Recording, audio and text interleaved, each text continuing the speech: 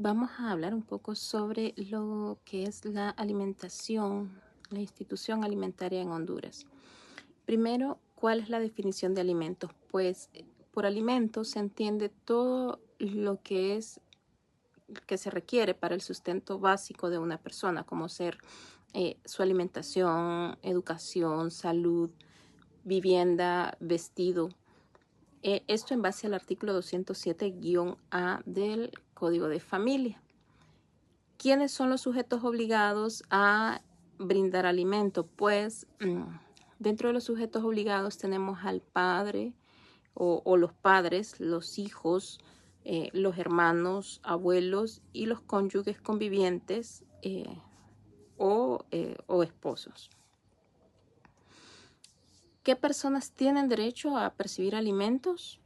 Pues primero que todo los menores de edad, los adultos mayores, los mayores discapacitados, los cónyuges que estén en estado de necesidad, mujeres embarazadas durante el prenatal y el postnatal, y el cónyuge del testador, así como el adoptante. Todos ellos tienen derecho a percibir alimentos.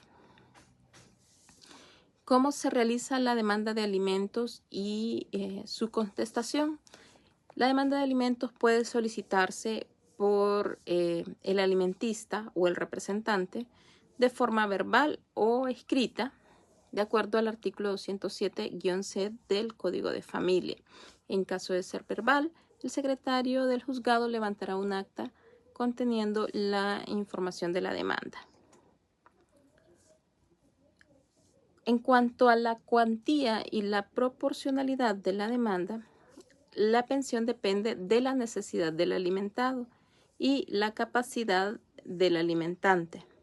Estos dos factores se combinan para saber en cuánto el juez puede determinar la cuantía, valga la redundancia, de la pensión alimenticia. La pensión alimenticia en ningún caso va a exceder el 50% del salario del demandado y se puede realizar la demanda siempre y cuando la persona gane mucho más de el salario mínimo o arriba del salario mínimo. ¿Qué es una pensión provisional?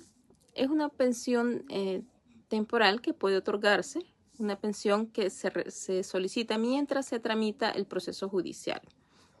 Esto es como algo previo para poder sustentar, ¿verdad?, al alimentario mientras se resuelve el proceso judicial. En caso de que haya algún inconveniente o que la demanda no proceda, estos valores no son reembolsables. En cuanto a la guarda y custodia del alimentario, el juez puede asignarle al progenitor más apto para el menor que pueda tener la guarda y custodia. De igual forma, el incumplimiento de los deberes de alguno de los padres también puede otorgar el juez la suspensión de la patria potestad.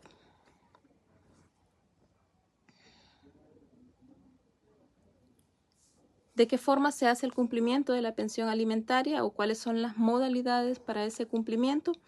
Pues puede cumplirse mediante consignación o mediante embargo de salarios. Esto en base al Código de Familia, artículos 219, 214, 215, 224, así como el Código Procesal Penal en los artículos 674 y 675 y el artículo 813, numeral 2.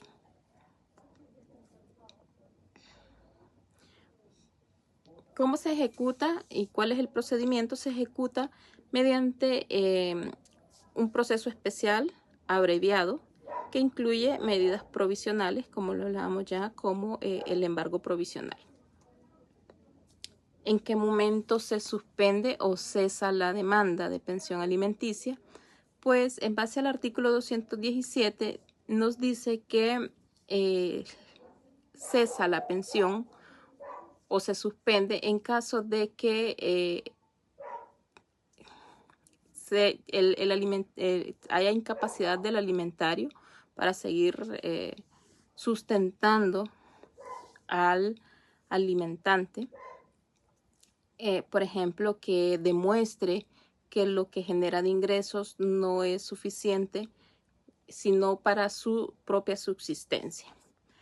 También por autosuficiencia del alimentario, cuando éste alcanza la mayoría de edad, logra generar ingresos y es independiente. O si en caso, por ejemplo, de ser la esposa, si percibe alimentos o se vuelve a casar o genera sus propios ingresos.